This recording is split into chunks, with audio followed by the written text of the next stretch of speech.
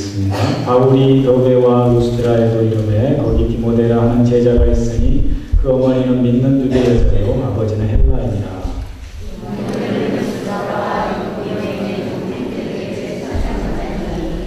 바울이 그를 데리고 떠나고자 할세 그 지역에 있는 유대인으로 말미암아 그를 데려다가 할례를 행하니 이는 그 사람들이 그의 아버지는 헬라인인 줄 다 알미로라.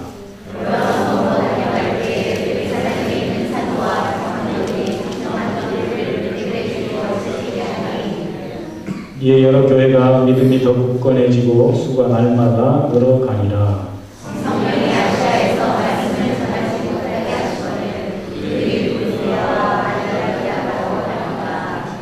무시아 앞에 이르러 비두니아로 가고자 했으되 예수의 영이 허락하지 아니하시는지라. 밤에 환상이 바울에게 보이니 마게도냐 사람 하나가 서서 그에게 청하여 이르되 마게도냐로 건너와서 우리를 도우라 하거늘.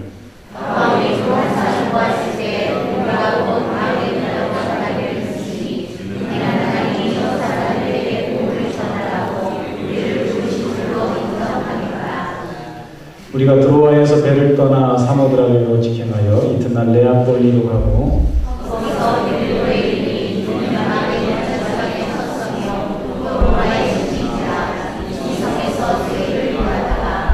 안식일에 우리가 기도할 곳이 있을까 하여 문밖 강가에 나가 거기에 앉아서 모인 여자들에게 말하는데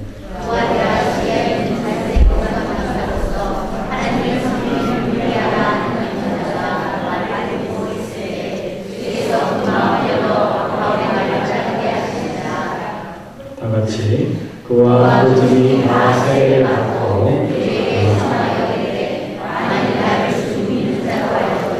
내 집에 들어와 무관하고 강건하여 머물게 하라.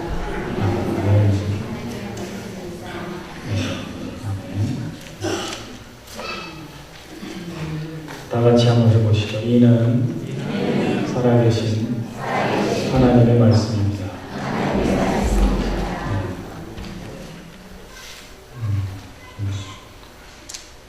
어제 수정 제대로 제가 잘 못해가지고 앞에 스크린에 좀 오타가 있는 것 같습니다. 그저께 우리는 충격적인 뉴스를 하나 접했습니다. 고3 아들이 어머니를 살해하고 그리고서 8개월간이나 집안에 방치하고 함께 살았다는 것이죠. 그리고 태연하게 친구들을 백집에 데려오기도 하고 또 지난 수능 시험까지 봤다고 합니다. 자기 어머니를 살해한 이유를 들어본 즉 엄마가 자신에게 너무 성적만을 고집하고 강압적으로 자신을 다뤘다는 것이죠. 그 어머니가 아들에게 매번 전국 1등을 강요하고 또 무자비한 체벌도 마다하지 않았다고 합니다. 그래서 이 아이는 그 엄마가 두려워서 전국 모의고사 성적이 한 4, 5천 등 나오는데 그것도 잘하는 거죠. 그런데 엄마의 그 다그침에 두려워서 성적표를 고친 거예요. 통지표를 한 60등, 62등, 67등 이렇게 고쳐서 엄마에게 보여줍니다.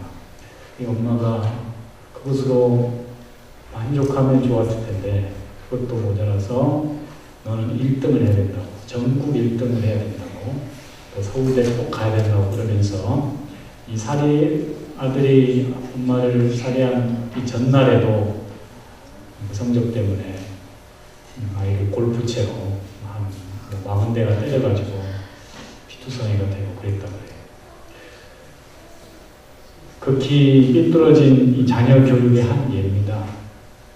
무엇보다도 가정이 원만치 못하고 또 그로 인해서 엄마의 변질된 잘못된 사랑이 빚어낸 비극이죠. 그러나 우리가 여기서 한 가지 생각해 보아야 할 것이 있습니다. 우리는 그런 또 충격적인 뉴스를 접하면서도 우리는 어떠냐는 것이죠. 나는 정말 우리 하나님께서 우리에게 맡겨주신 자녀들을 하나님의 권위를 가지고 부모의 바른 권위를 가지고 잘 양육하고 있냐, 스스로 물어봐야 할 것입니다. 별로 떳떳하지 못하죠. 우리 자신 또한 하나님의 그 맡겨진 부모로서의 사명, 하나님 우리에게 위임해준 그 부모의 권위를 잘 사용해서 우리 자녀를 양육하고 유냐할 때 별로 자신이 없어집니다. 여기서 중요한 말이 뭐냐면 권위입니다. 권위. 영어로는 authority라고 하는데 이 권위가 굉장히 중요합니다. 왜냐하면 권위는 하나님께서 우리에게 주신 특권이자 선물입니다. 하나님이 세상을 창조하시고 나서 우리에게 세상을 다스리라, 정복하라 그랬잖아요. 우리 인간에게만 다스릴 권세, 권위를 주셨단 말이죠. 여러분 동물들이 모여서 야 인간 세상을 지배하는 이런 거 봤어요? 못 봤잖아요. 저 아프리카 코끼리 떼들이 갑자기 모여가지고 야 우리 등치 크니까 한번 세상을 한번 지배해볼까? 그런 얘기 못 들으셨죠? 하나님은 다른 피조물들에게 이런 권위, 권세를 안 줬단 말이에요. 인간에게만 오직 이런 다스릴 권세, 권위를 주셨습니다. 그런데 이 권위가 능력이 있습니다. 하나님께서 주신 것이기 때문에. 그래서 잘 사용해야 된다는 것이죠. 그래서 앞서 우리가 본 그 엄마는 그 부모의 권위를 잘못 사용한 것이죠. 그래서 이런 비극이 벌어진 것입니다. 그래서 권위는 좋은 것이지만 권위주의는 우리가 경계해야 되고 나쁜 것입니다. 가정을 또 한번 예로 들어보면은 아이들이 성장할 때에 권위 있는 부모가 좋을까요? 권위 없는 부모가 좋을까요? 권위 없는 부모가요? 우리가 그렇게 생각하기 쉽습니다. 네. 왠지 권위를 가지고 자녀들을 이렇게 키우면 아까 그 엄마는 아주 극단적인 잘못된 예고 그러나 어느 정도의 부모의 권위가 필요합니다. 이건 가정사회기관에서도 조사한 결과입니다. 아이들을 그냥 자유롭게 방치해 놓으면요 건강한 인격체로 자라지 못합니다. 그러나 부모들이 나름대로 이 삶의 기준을 가지고 권위 있게 자녀들을 양육하면은 그 자녀가 훨씬 더 안정감을 갖고 건강한 인격체로 자라간다는 사실입니다. 그것은 마치 우리 도로에 뭐가 그어져 있습니까? 이 선이 경계선이 그어져 있잖아요. 그래서 차가 더 훨씬 안전하게 갈 수가 있는 것이죠. 만약에 우리가 절벽 길을 간다고 생각해 보세요. 절벽 길이 나 있는데 거기에 아무런 그 가드레일이나 이런 보호 장치가 안 돼 있어요. 그러면은 여러분 그 절벽 가해로 갈 수 있겠어요? 못 가죠. 다 안쪽으로 붙어서 불안불안해 갈 거 아니에요? 그러나 이 가드레일이 탁 쳐져 있다. 그러면은 안전하게 절벽 가에 붙어서도 갈 수 있죠. 그와 똑같습니다. 우리 부모들에게 권위를 하나님께서 허락해 주셨어요. 그래서 그 권위를 가지고 자녀들을 잘 양육할 필요가 있다는 것입니다. 사실 믿음 생활도 마찬가지입니다. 믿음 생활이란 이 뭐냐? 하나님의 권위에 순종하는 것을 배우는 것입니다. 태초에 하나님이 에덴 동산을 만들고 인간들에게 모든 것을 다스리라는 권위, 권세를 주셨다고 했어요. 그러나 하나님께서 그런 권위를 우리에게 주시면서 뭐라고 말씀하셨느냐? 동산 중앙에 있는 이 선악과 하나만은 절대 따먹어서는 안 된다.